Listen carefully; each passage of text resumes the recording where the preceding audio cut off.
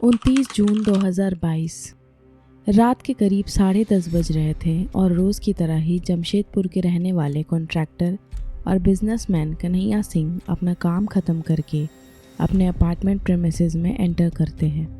उनके साथ उनका ड्राइवर था जो कि कन्हैया को उनकी बिल्डिंग के बाहर उतार कर गाड़ी पार्क करने चला जाता है और कन्हैया 3rd फ्लोर में अपने फ्लैट तक पहुंचने के लिए अकेले ही लिफ्ट में एंटर करते हैं, इस बात से बिल्कुल अनजान कि उनके घर के बाहर ही मौत उनका इंतज़ार कर रही है। और जैसे ही वो अपने फ्लैट के बाहर पहुंचते हैं वैसे ही वहां घात लगाकर बैठे 3 हत्यारों ने अपनी बंदूक से उनके ऊपर कई राउंड्स फायरिंग कर दी और फिर वहां से भाग खड़े हुए, जिन्हें बिल्डिंग से बाहर निकलकर भागते हुए कन्हैया सिंह के ड्राइवर ने भी देखा था। जिसके बाद अफरा तफरी में ही कन्हैया सिंह को टाटा मेन हॉस्पिटल ले जाया जाता है, बट डॉक्टर्स परिवार को बताते हैं कि उनकी मौत हॉस्पिटल पहुंचने से पहले ही हो चुकी थी। कन्हैया सिंह पे चले उन गोलियों की गूंज इतनी तेज़ थी कि जमशेदपुर के सियासी गलियारों में भी हड़कंप मच गया और खुद सरायकेला एसपी टीएमएच हॉस्पिटल पहुंचे और तुरंत ही कई सारी टीम्स गठित कर खूनियों की तलाश में जुट गए। दरअसल कन्हैया सिंह कोई आम शख्स नहीं थे, बल्कि इच्छागढ़ के पूर्व एमएलए अरविंद सिंह उर्फ मलखान सिंह के साले थे और एक काफ़ी जाने माने कॉन्ट्रैक्टर थे जिनकी पहुंच काफ़ी ऊपर तक थी। और उनकी ऐसी घात लगाकर की गई हत्या किसी पॉलिटिकल राइवलरी की ओर इशारा कर रही थी। साथ ही साथ इलाके के एक वीवीआईपी की उनके ही घर के बाहर गोली मारकर हत्या करने की खबर से लोगों में काफ़ी दहशत फैल गया था और लोगों ने जमशेदपुर के लॉ एंड ऑर्डर पर ही सवाल करने शुरू कर दिए। पर यह केस बाहर से जितना भयानक दिख रहा था, अंदर से उतना ही दर्दनाक था, क्योंकि ये केस हमें ये बताएगा कि लालच और नफ़रत किसी इंसान को इतना जहरीला बना देती है कि उसकी नज़रों में खून के रिश्तों की भी कोई अहमियत नहीं रह जाती। So, hello everyone and welcome to the Grey Side, and let us dive deep into the shocking case of Kanhaiya Singh. Kanhaiya Singh की हत्या जमशेदपुर के आदित्यपुर इलाके में हुई थी, इसलिए आदित्यपुर पुलिस स्टेशन के अलग अलग ग्रुप्स तीनों हत्यारों की तलाश में लग गए। पुलिस के लिए उन क्रिमिनल्स को जल्द से जल्द पकड़ना बहुत ज़रूरी हो गया था, क्योंकि मलखान सिंह और उनकी पार्टी के लोग लगातार प्रोटेस्ट में लगे थे और सिचुएशन पुलिस के हाथों से निकलती जा रही थी। और इस केस के पॉलिटिकल एस्पेक्ट की वजह से गैंग वॉर जैसे सर्कमस्टांसेस भी क्रिएट हो रहे थे।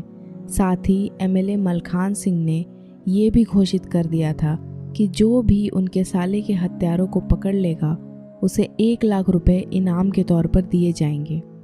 जहां एक तरफ पुलिस अलग अलग जगहों पे खूनियों की तलाश कर रही थी, वहीं पुलिस की एक इन्वेस्टिगेटिव टीम कन्हैया सिंह के घर जाकर क्राइम सीन को ठीक से स्टडी करती है, पर वहां भी कोई डायरेक्ट क्लू नहीं मिलता और घर पर कन्हैया सिंह की वाइफ और उनकी बेटियों का अपने पिता को खोने के बाद रो रो कर काफ़ी बुरा हाल था और इसीलिए उनसे भी कोई लीड नहीं मिलती है।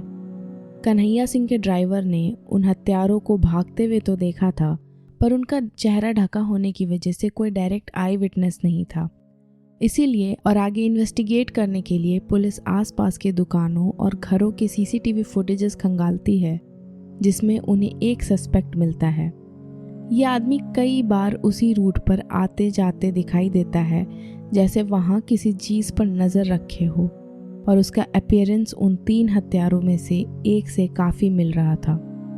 पुलिस जब फुटेज को क्लियर कर उस सस्पेक्ट की पहचान करती है तो उन्हें पता चलता है कि ये जमशेदपुर का एक बहुत ही बड़ा शूटर निखिल गुप्ता है, जो अलग अलग क्रिमिनल एक्टिविटीज़ में इन्वॉल्व रहता है।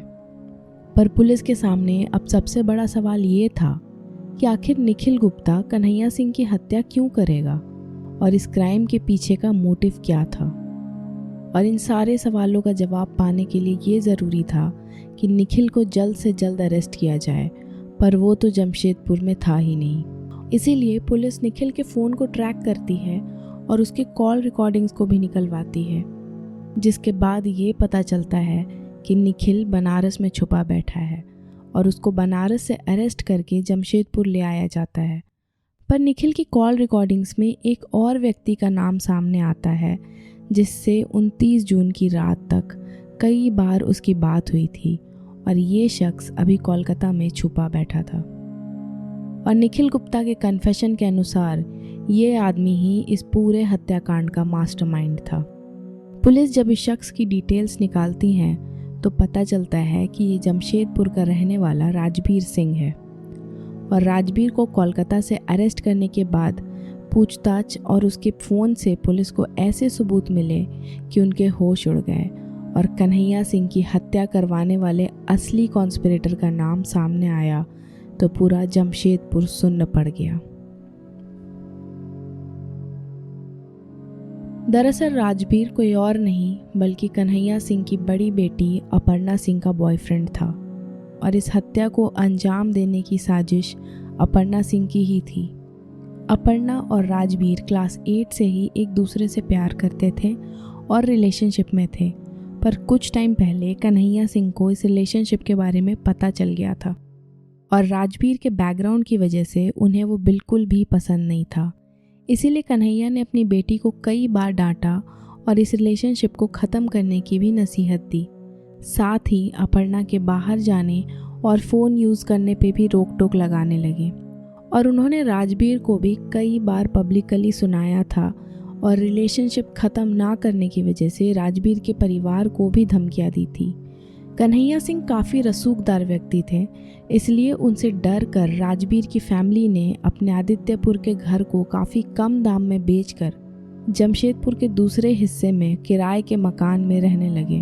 अपने परिवार को इतना परेशान होता देख राजबीर ने अपर्णा से दूरियां बनाने की कोशिश तो की, पर अपर्णा राजबीर से अलग होने के लिए तैयार नहीं थी। इसीलिए उसने राजबीर को जहर लेकर ब्लैकमेल करना शुरू कर दिया कि अगर वो ये रिश्ता ख़त्म करता है तो वो जहर पीकर अपनी जान दे देगी, जिससे राजबीर को ये डर हो जाता है कि अगर अपर्णा ने खुद को मार दिया तो कन्हैया सिंह उसे और उसके पूरे परिवार को ख़त्म कर देंगे। इन्हीं सब चीज़ों के बीच अपर्णा राजबीर के सामने अपने पिता की हत्या करवाने का ऑफ़र रखती है। अपर्णा के अनुसार अगर कन्हैया सिंह की डेथ हो जाती है तो उसके और राजबीर के लिए रास्ता साफ हो जाएगा और वो लोग फिर शादी कर सकते हैं। राजबीर भी इस प्लान में पूरी तरह शामिल हो जाता है क्योंकि अपने और अपने परिवार के साथ किए गए टॉर्चर की वजह से वो भी कन्हैया सिंह से काफ़ी नफरत करता था।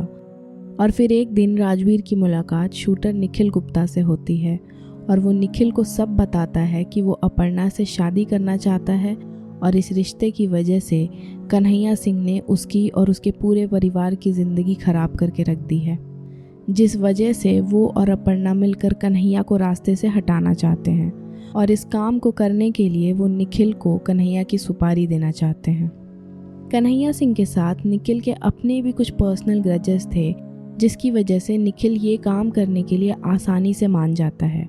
इन सब में सबसे दुखद बात ये थी कि जिस पिता ने अपनी बेटी को उसके बर्थडे पर एक डायमंड रिंग गिफ्ट किया था, वो बेटी उसी अंगूठी से अपने पिता की हत्या की सुपारी दे रही थी। राजबीर ने हत्या के लिए निखिल को 5,000 रुपये कैश, अपर्णा की डायमंड रिंग और एक शराब की बोतल दी और 3 साल से प्लानिंग करते करते आखिरकार राजबीर और अपर्णा इस क्राइम को अंजाम देने तक पहुंचने ही वाले थे। इस कांड को अंजाम देने के लिए राजबीर ने ब्लैक में एक अंडर एज लड़के सौरभ किस्कू से एक देसी कट्टे का जुगाड़ 8,500 रुपये में कर लिया था और उस पिस्टल को निखिल को दे दिया। कन्हैया सिंह की हत्या से करीब 9 दिन पहले यानी 20 जून को कन्हैया किसी काम से सोनपुर गए थे और इस बात की इन्फॉर्मेशन अपर्णा ने व्हाट्सएप लोकेशन के थ्रू राजबीर से शेयर कर दी, जिसके बाद पहले से पटना में मौजूद राजबीर, निखिल गुप्ता और एक और शूटर सौरभ किस्कू सोनपुर पहुंचे। उनका प्लान ये था कि भीड़ भाड़ का फ़ायदा उठाकर वो लोग कन्हैया सिंह पर हमला कर देंगे, पर उनकी उम्मीद से ज़्यादा भीड़ होने की वजह से उन्हें इस प्लान को ड्रॉप करना पड़ा और वो वहाँ से लौट आए। सोनपुर से लौटने के बाद अब ये लोग बेसब्री से उस मौके का इंतज़ार कर रहे थे जब वो सच में अपने प्लान को एग्जीक्यूट कर सके, और देखते ही देखते वो दिन भी आ ही जाता है। इस दिन के लिए अपर्णा ने शूटर्स को अपने फादर की डेली रूटीन काफ़ी डिटेल तरीके से समझा रखी थी। उसने उन्हें सब बताया था कि वो किस रूट का इस्तेमाल करते हैं और उनके आने जाने का टाइम क्या है। और फिर 29 जून का दिन आया जब शूटर्स सुबह से ही उस इलाके में घूम रहे थे और इलाके का जायज़ा ले रहे थे, जिसके बाद रात के वक्त अपर्णा के टिप से उन्होंने कन्हैया सिंह के घर के बाहर ही अपनी पोजीशन ले रखी थी। और जैसे ही कन्हैया सिंह लिफ्ट से बाहर निकल अपने घर के बाहर पहुंचे, वैसे ही उन पर एक के बाद एक गोलियां बरसा दी, जिससे तुरंत ही उनकी मौत हो गई। और फिर सारे शूटर्स वहां से भाग खड़े हुए। निखिल और राजवीर के कन्फेशन और अरेस्ट के बाद तुरंत ही अपर्णा को उसके पिता के घर से अरेस्ट कर लिया जाता है और इस क्राइम में इन्वॉल्व बाकी क्रिमिनल्स को भी अलग अलग जगह चेक पोस्ट पर और छापेमारी में अरेस्ट कर लिया जाता है। इसके बाद सभी कल्प्रिट्स को जुडिशियल कस्टडी में भेज दिया गया और उन पर IPC 302 मर्डर के साथ साथ और भी अलग चार्जेस लगे और अपर्णा सिंह पर अपने ही पिता की हत्या और साजिश करने के लिए IPC सेक्शन 302 और 120B के चार्जेस लगे। फिलहाल सारे आरोपी जेल में हैं और 5 सालों बाद भी केस कोर्ट में चल रहा है। पर इस केस की सबसे चौंकाने वाली बात यह है कि जिस पिता ने अपनी बेटी को पाल पोस कर बड़ा किया, उसी बेटी ने अपने बॉयफ्रेंड के साथ मिलकर अपने ही पिता की हत्या करवा दी। कन्हैया सिंह जैसे एक रसूखदार इंसान जो बाहरी दुनिया में अपने दुश्मनों से बचने के लिए सिक्योरिटी में रहते थे, उनके मर्डर की प्लानिंग पिछले 3 सालों से उनकी ही बेटी कर रही थी। अपर्णा अपने पिता से इतनी ज़्यादा नफरत करने लगी थी कि उसके सर पर खून सवार हो गया और उसके जहन में ये एक बार भी नहीं आया कि जिसे वो मारना चाहती है, उसी पिता ने उसे अपने गोद में खिलाया था। So that's it for today's case. आप इस केस के बारे में क्या सोचते हैं? अपने व्यूज़ और ओपिनियंस हमें कमेंट सेक्शन में ज़रूर बताएं। तो मिलते हैं अगली वीडियो में। तब तक के लिए अलविदा और वीडियो पूरा देखने के लिए धन्यवाद।